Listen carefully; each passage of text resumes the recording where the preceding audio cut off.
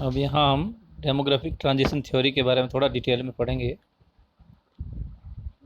ये demographic transition theory का जो पहला पिक्चर है वो इसमें ऊपर देखिए, इसमें लिखा है rural agrarian to urban industrial economy की तरफ बढ़ता है।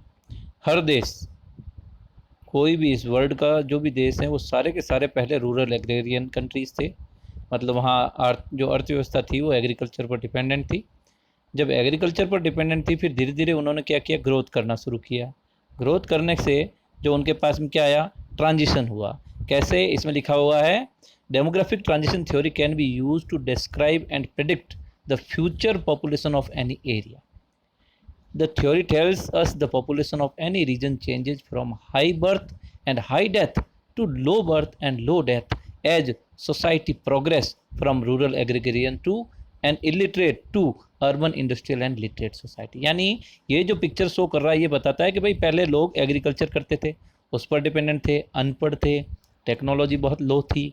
वहाँ से जब ट्रांजिशन हुआ और वो आज की स्थिति में जहाँ पहुँचे, जहाँ पे उनके पास लिटरेसी बहुत ज़्यादा है, टेक्नोलॉजी बहुत अच्छी है, एग्रीगेरियन इकोनॉमी की बजाय इंडस्ट्रियल इकोनॉमी हो गई उनकी, या टर्सरी इंडस्ट्री की तरफ बढ़ते जा रहे हैं, that process is called demographic transition. But ये पॉपुलेशन पे कैसे लगेगा?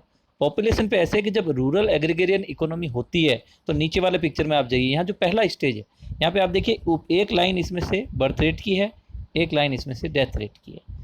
फर्स्ट जो स्टेज है, स्टेज 1 लिखा हुआ है, जहाँ पर स्टेज 1 में देखिए आप कुछ जैसे बांग्लादेश लिखा हुआ है, रेन फॉरेस्ट एरियाज लिखा हुआ है, ट्राइबल इकोनॉमी जो जो कहाँ कहीं है, वहाँ पे देखो आप बर्थ रेट 35 के आसपास है, तो डेथ रेट भी 34-35 के आसपास है।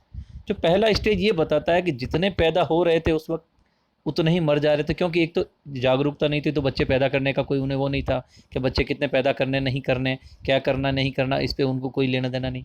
दूसरा, उसके बाद उन्होंने क्या किया, जब बच्चे, तो दूसरा उनके पास मेडिकल फैसिलिटी नहीं थी, मेडिकल तो जो पैदा भी बहुत ज़्यादा मर भी रहे हैं, तो पैदा हो रहे हैं उतने ही मर जा रहे हैं। तो इकोनॉमी को एक है तो एग्रीगेरियन पिछड़ी हुई इकोनॉमी, मगर इससे यह है कि जनसंख्या नहीं बढ़ सकती। जनसंख्या इसलिए नहीं बढ़ सकती कि जनसंख्या में इसमें गैप दोनों में, बर्थ रेट और डेथ रेट में बहुत ज़्यादा है ही नहीं। जब इनके बीच में गैप ही नहीं है तो गैप नहीं होगा तो क्या होगा, ये पॉपुलेशन नहीं बढ़ेगी। अब सेकंड स्टेज में जब हम यहाँ आते हैं, ये एक्सपेंडिंग पॉपुलेशन स्टेज कहा जाता है। इसमें जो इसके भी अगर 2 पार्ट कर दें तो वैसे नहीं, इसमें एक ही बुक में एक पार्ट है, 2 भी पार्ट किए जा सकते हैं। पेरू है, श्रीलंका है, कीनिया। पेरू में क्या है, बर्थ रेट बहुत ज़्यादा हाई है, डेथ रेट नीचे धीरे धीरे नीचे आ रहा है। नीचे वाली लाइन जो है वो डेथ रेट की है और ऊपर वाली लाइन है बर्थ रेट। बर्थ रेट देखो पहले धीरे धीरे घट रहा है, यानी लगभग 35 से 34 हो रहा है, 34 से घटते घटते घटते घटते बड़ी मुश्किल से 32 पे आ रहा है, फिर धीरे धीरे धीरे धीरे बहुत धीरे अगर क्यों नीचे। लेकिन डेथ रेट देखो आप 34 से 33, 32, 30 बहुत जल्दी धीरे नीचे एकदम से आ रहा है। तो दोनों के बीच में जैसे जैसे गैप बढ़ेगा बर्थ रेट और डेथ रेट में, उतना ही पॉपुलेशन बढ़ेगी। जैसे भाई वहाँ 35 पैदा हो रहे हैं, 34 मर रहे हैं, तो एक पॉपुलेशन बढ़ेगी। यहाँ क्या हो रहा है, 35 पैदा हो रहे हैं, 33 मर रहे हैं। फिर आप देखो बीच वाले स्टेज में चले जाओ तो लगभग 30 के आसपास तो पैदा हो रहे हैं और मरने वालों की संख्या घट के कितनी हो गई है, लगभग 18-19 के आसपास। तो जनसंख्या कितनी बढ़ेगी, एकदम से नंबर बढ़ेगा। भाई 50 पैदा हो रहे हैं, 50 मर रहे हैं या 49 मर रहे हैं, तो एक जनसंख्या बढ़ेगी। लेकिन 50 पैदा हो रहे हैं और 20 मर रहे हैं तो जनसंख्या एकदम से 30 का जो इम्प्रूवमेंट होता है। इसलिए ये जो स्टेज है इसको एक्सपेंडिंग पॉपुलेशन स्टेज कहा जाता है। यहाँ पर जनसंख्या अचानक बहुत ही, इसमें भारत भी आता है।